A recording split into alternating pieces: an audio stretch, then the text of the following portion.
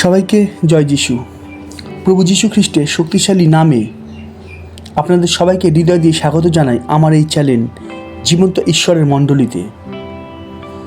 আমি আবারও আপনাদের জিজ্ঞাসা করছি, আপনাদের কেমন লাগছে জীবন্ত ঈশ্বরের মণ্ডলীর সদস্য হয়ে? আমরা প্রথমে একটা বাক্য দেখি। আমরা দেখি 2 তিমথিও 2:1-2 অতএব হে আমার বৎস, তুমি খ্রিস্ট যিশুতে স্থিত অনুগ্রহে বলবান হও, আর অনেক সাক্ষীর মুখে যে সকল বাক্য আমার কাছে শুনিয়াছ সে সকল এমন বিশ্বস্ত লোকদিগকে সমর্পণ করো, যাহারা অন্য অন্য লোককেও শিক্ষা দিতে সক্ষম হইবে। অর্থাৎ আমাদের প্রত্যেকের উচিত ঈশ্বরের জীবন্ত বাক্যের এই শিক্ষা তাদের কাছে পৌঁছে দিই, যারা আবার অন্যদের কাছে পৌঁছে দেবে। এইভাবেই তো ঘরে বসে ঈশ্বরের রাজ্যের কাজ করতে পারবো। আমার বিশ্বাস আপনি ঈশ্বরের কাজ করুন আর ঈশ্বর আপনার কাজ করবে। আমেন।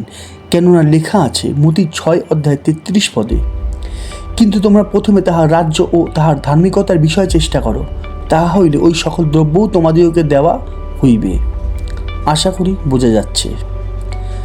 আর সাধু পৌল তো এর জন্যই প্রার্থনা করত। আমরা দেখি 2 থিসসলনিকীয় 3:1। শেষ কথা এই, হে ভাতৃগণ, আমাদের নিমিত্ত প্রার্থনা করো, যেমন তোমাদের মধ্যে হইতেছে তেমনি প্রভুর বাক্য দ্রুতগতি ও গৌরবান্বিত হয়। হালেলুইয়া।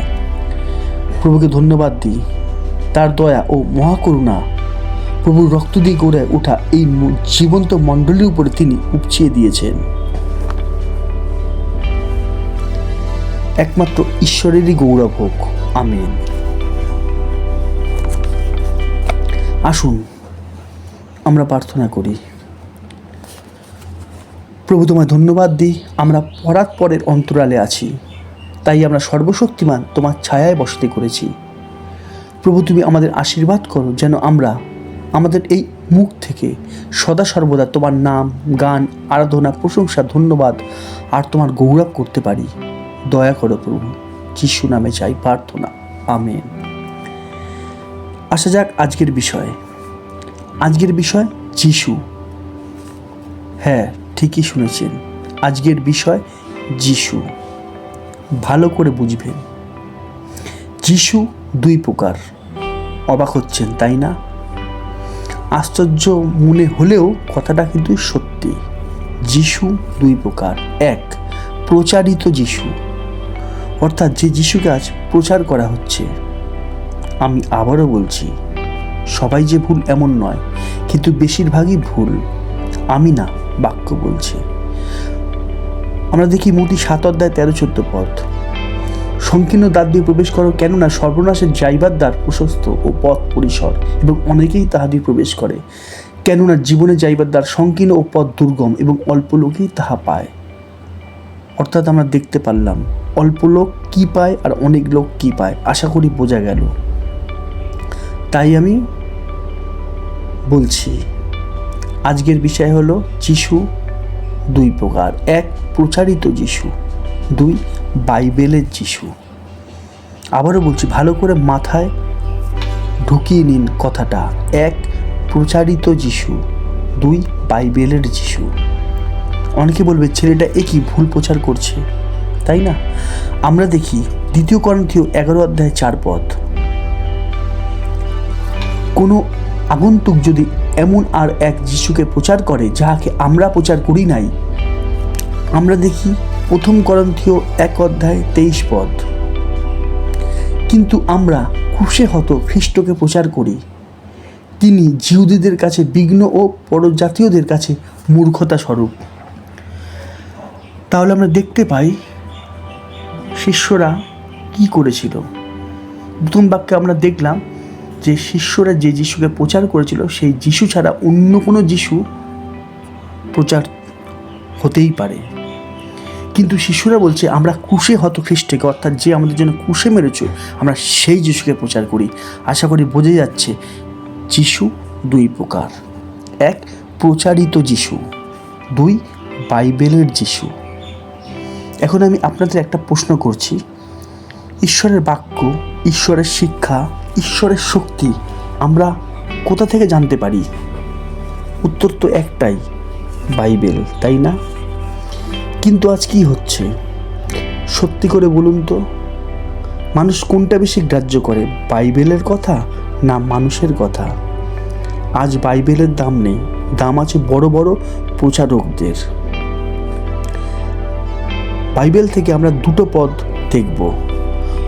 দ্বিতীয় পিতর 3:16 পদ, যেখানে লেখা আছে, আর যেমন তাহার সকল পত্রেও এই বিষয়ের প্রসঙ্গ করিয়া তিনি এই প্রকার কথা কহেন, তাহার মধ্যে কোনো কোনো কথা বুঝা কষ্টকর। অজ্ঞান ও চঞ্চল লোকেরা যেমন অন্য সমস্ত শাস্ত্রলিপি তেমনি এই কথাগুলিরও বিরূপ অর্থ করে, আপনাদের বিনা স্বার্থেই করে। আমরা দেখি প্রকাশিত বাক্য 22 অধ্যায় 18 আর 19 পদ, যাহারা এই গ্রন্থের ভাববাণীর বচন সকল শুনে তাহাদের প্রত্যেকজনের কাছে আমি সাক্ষ্য দিয়া বলিতেছি, যদি কেউ ইহার সহিত আর কিছু যোগ করে, তবে ঈশ্বর সেই ব্যক্তিকে এই গ্রন্থের লিখিত আঘাত সকল যোগ করিবেন। আর যদি কেউ এই ভাববাণী গ্রন্থের বচন হইতে কিছু হরণ করে, তবে ঈশ্বর এই গ্রন্থের লিখিত জীবন বৃক্ষ হইতে ও পবিত্র নগর হইতে তাহার অংশ হরণ করিবেন। যার বোঝার ক্ষমতা আছে সে অবশ্যই এই বাক্য দুটোর অর্থ বুঝতে পেরেছেন। এখন প্রশ্ন করি আপনাদের, বলুন তো, আদম হওয়াকে শয়তান কোথায় ঠকিয়েছিল? বাগানের মধ্যে না বাগানের বাইরে? সবাই জানে শয়তান আদম হওয়াকে বাগানের মধ্যেই ঠকিয়েছিল। তাহলে এবার বলুন তো, এখন মানুষ কোথায় ঠকবে, মণ্ডলীতে না মণ্ডলীর বাইরে? আমি আবারও বলছি, এর অর্থ এমন নয় যে আমি সব মণ্ডলীকে খারাপ বলছি। আশা করি বোঝা যাচ্ছে আমি কি বলতে চাইছি। যারা ভুল শিক্ষার মধ্যে রয়েছে তারা বলবে আমরা তো বাক্য থেকেই শিখছি। মাথায় রাখুন, শয়তান যিশুকে পরীক্ষা নেওয়ার সময় বাক্য থেকেই বলেছিল। এবার কি বলবেন? আজ যে যিশুকে প্রচার করা হচ্ছে সেই যিশু শাস্তি দেয় না, বিচার করে না, শুধু মিরাক্কেল করে, শুধু আশীর্বাদ, অনুগ্রহ, আরোগ্য, শান্তি, গাড়ি বাড়ি, টাকা পয়সা, ভিসা, এটিএম কার্ডে পয়সা ঢুকে যাচ্ছে। আর বেশিরভাগ মানুষেরাই এই প্রচারে খুশি, তাই সবার মুখে হালেলুইয়া আর আমেন। এই হলো প্রচারিত যিশু। আজ শুধু অলৌকিকের প্রচার চলছে, বাক্যের প্রচার খুবই কম, তাই না? বেশিরভাগ মানুষই ছুটছে অলৌকিকের পিছনে। তাই তো বাক্য বলছে, দ্বিতীয় থিসলনিকীয় 2 অধ্যায় 10, 11, 12 পদ, এবং যাহারা বিনাশ পাইতেছে তাহাদের সম্বন্ধে অধার্মিকতার সমস্ত প্রতারণা সহকারে হইবে, কারণ তাহারা পরিত্রাণ পাইবার নিমিত্ত সত্যের প্রেম গ্রহণ করে নাই। আর সেই জন্য ঈশ্বর তাহাদের কাছে ভ্রান্তির কার্যসাধন পাঠান, যাহাতে তাহারা সেই মিথ্যায় বিশ্বাস করিবে, যেন সেই সকলের বিচার হয় যাহারা সত্যে বিশ্বাস করিত না, কিন্তু অধার্মিকতায় প্রীত হইত। আর এই সব মানুষদেরকেই তো প্রভু বলছেন ইফিসীয় 5 অধ্যায় 14, 15 আর 16 পদে, হে নিদ্রাগত ব্যক্তি, জাগ্রত হও এবং মৃতগণের মধ্য হইতে উঠো, তাহাতে খ্রিস্ট তোমার উপরে আলোক উদয় করিবেন। অতএব তোমরা ভালো করিয়া দেখো কিরূপে চলিতেছ, অজ্ঞানের ন্যায় না চলিয়া জ্ঞানবানের ন্যায় চলো, সুযোগ কিনিয়া নাও, কেননা এই কাল মন্দ। আজ বেশিরভাগ জায়গায় প্রার্থনা সবাই কি হচ্ছে, আশা করি আর বলে বোঝাতে হবে না। যারা বোঝার তারা অবশ্যই বুঝতে পারছেন আমি কি বলতে চাইছি। সাধু পৌল মণ্ডলীকে কি বলে সাবধান করেছিল আমরা দেখি, 2 করন্থীয় 11 অধ্যায় 3 পদ, কিন্তু আশঙ্কা হইতেছে, পাছে সর্প যেমন আপন ধূর্ততায় হবাকে প্রতারণা করিয়াছিল, তেমনি তোমাদের মন খ্রিস্টের প্রতি সরলতা ও শুদ্ধতা হইতে ভ্রষ্ট হয়। তাহলে বোঝা যাচ্ছে শয়তান শুরুতে বাগানের মধ্যে যেমন কার্য করেছিল, ঠিক সেইভাবে আজও মণ্ডলীর মধ্যে সে তার কার্য করে চলেছে। ঈশ্বর যেমন তার আত্মার দ্বারা তার সন্তানদের ব্যবহার করেন, ঠিক তেমনি শয়তানও কিন্তু কিছু মানুষকে ব্যবহার করবে। এখানে আশ্চর্য হবার কিছুই নেই।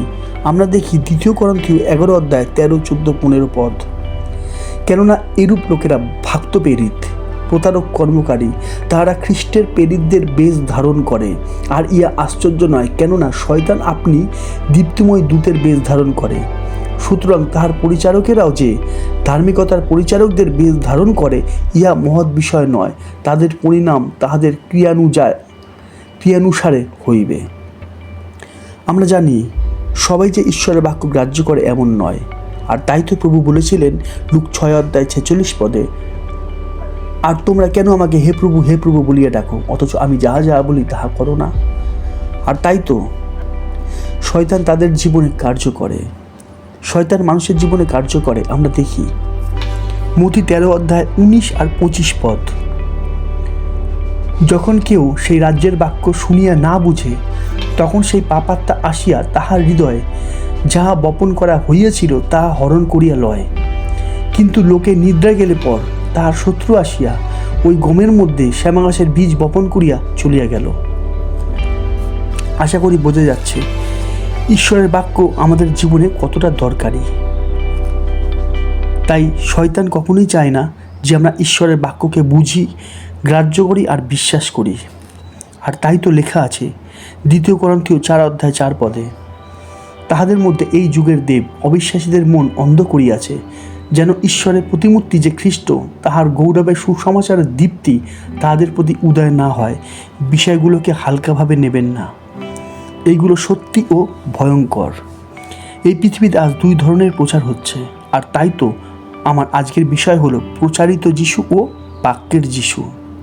আশা করি আমি বোঝাতে পারলাম প্রচারিত যিশু বলতে আমি কি বোঝাতে চেয়েছি। অর্থাৎ যে যিশু শাস্তি দেয় না, শুধু মিরাক্কেল করে, তাই তো সেই যিশুকে ভয় পাওয়ারও কোনো দরকার নেই।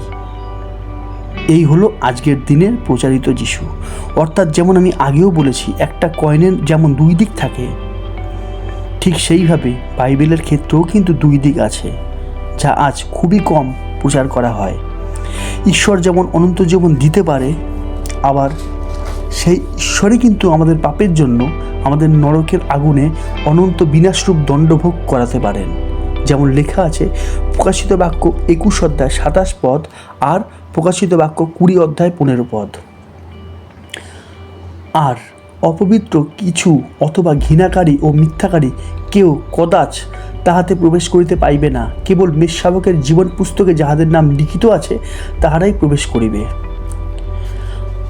আর জীবন পুস্তকে যে কাহারও নাম লিখিত পাওয়া গেল না, সে অগ্নিরোধে নিক্ষিপ্ত হইল। অর্থাৎ আমরা বুঝতে পারছি সে যে ঈশ্বর আমাদের অনন্ত জীবন দিতে পারে, আবার সেই ঈশ্বরই কিন্তু পাপের জন্য নরকের আগুনে ফেলতে পারেন। কেমন লাগছে? যদি ভালো লাগে তাহলে ঈশ্বরকে একটা ধন্যবাদ দিন, কেননা ঈশ্বর তার বাক্যের দ্বারা আমাদের চোখ খুলে দিচ্ছে।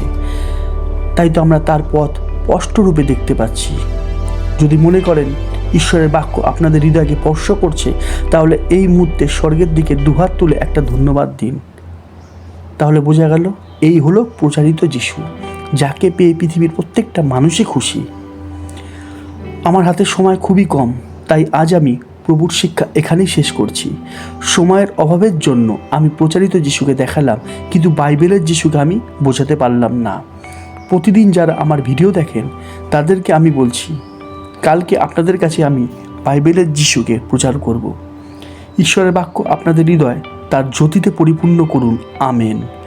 আজ এতটাই, আবার দেখা হবে পরের ভিডিওতে জীবন্ত ঈশ্বরের জীবন্ত বাণীর জীবন্ত নতুন এক শিক্ষা নিয়ে। ততক্ষণ সবাইকে জয় যিশু, জয় যিশু, জয় যিশু।